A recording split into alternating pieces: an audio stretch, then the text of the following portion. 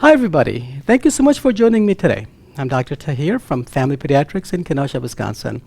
And today I'm going to talk to you guys about a really important topic of injuries with running. You know, there are lots of kids and adolescents that I see in the office who come in with foot pain, ankle pain, shin pain, knees and hips, and also their back. One of the first questions I ask them is how they actually run. How is it that they land their foot on the ground? And honestly, most kids don't know. And I bet most adults don't know either. And the reason for that is that we never really learn how to run in a way to decrease injury to our bodies and also to increase our endurance and improve our form. So those are very important topics that I'm going to talk to you guys about. And that involves how you land your foot on the ground and how much you bend your knee when you're running, okay? So to start off, let me talk to you about landing the foot on the ground. To do that, I will be using my shoe and take off my shoe so that I can show you very clearly what I'm talking about. So pretend this is the ground that we are going to be landing our foot on. Most people, when they're running, they will land their heel on the ground first, and then their front part of the foot, and then take off like that, okay? So the injury and the problems come from the initial heel strike. When you are running and you land your foot like this, there's an intense amount of shock that goes directly from your heel to your ankle, all the way back through the chain of your bones and joints, from your knee, hip, and back, okay? So one of the first things you have to do is you have to change your form, the way you run, so you are never landing on your heel, all right? What you want to be doing is you want to be landing on your forefoot. So when you are running, you land your foot, you're gonna land your foot like this, and your foot is going to absorb the shock. Your muscles and tendons all the way up the chain to your hips and back will absorb that shock, and not your joints, okay? So when you're landing like this and you are absorbing shock, your muscles and tendons are what are absorbing it and recoiling and rebounding, not your joints. That's what's important. And then you take off again. And you notice that your heel never even touches the ground.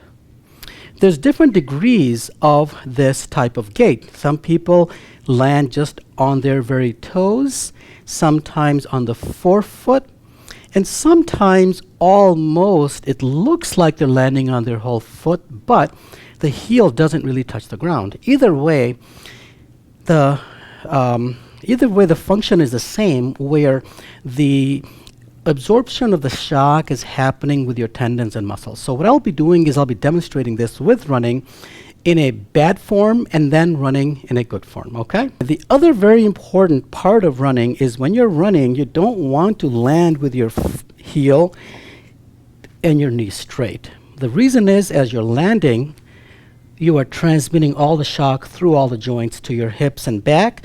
You want to land with your forefoot, with your knee bent a little bit, so that when you land, you notice how the shock absorbance is different, okay? We're using our body's natural shock absorbance this way. So unfortunately, we never really learn how to run like this, so it seems a bit unnatural to us. The natural tendency is to land on the heels, and that's how most people will run. All right, so first I'm going to show you how I'll be running, jogging with landing on my heels, okay?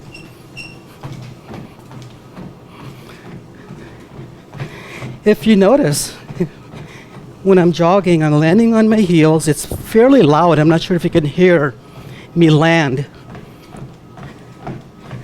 This is how typically people will run. And every time you land on your heel, you'll be sending a shock wave through your joints and bones, which can cause a lot of injury. So now what I'll do is I'll be jogging on the front part of my foot. Instead of landing on the back, I'll be landing on the front. And you'll notice the difference in the sound and difference in my gait, okay? So here, my heel is not touching the treadmill at all. I'm simply running on the front part of my feet. To do this, I have to lean forward a little bit. I have to keep my back straight. And you notice my feet are landing almost below my body. They're not going very far out like that. Even if you are taking long strides, you want to try to land on your feet, okay? On your forefoot. So here's me landing on my forefoot. Here's me landing on my heels. This is what you want to avoid. This is forefoot, heel. So I hope you guys notice the difference between the heel strike landing and then the forefoot versus the forefoot landing absorbing shock without touching the heel. There's a big difference in the way the shock absorbs into the body, into your joints, and if you want to avoid injury, you want to practice landing on your forefoot. I hope this was helpful for you guys. Have a great day. I'll talk to you later. Take care. Bye-bye.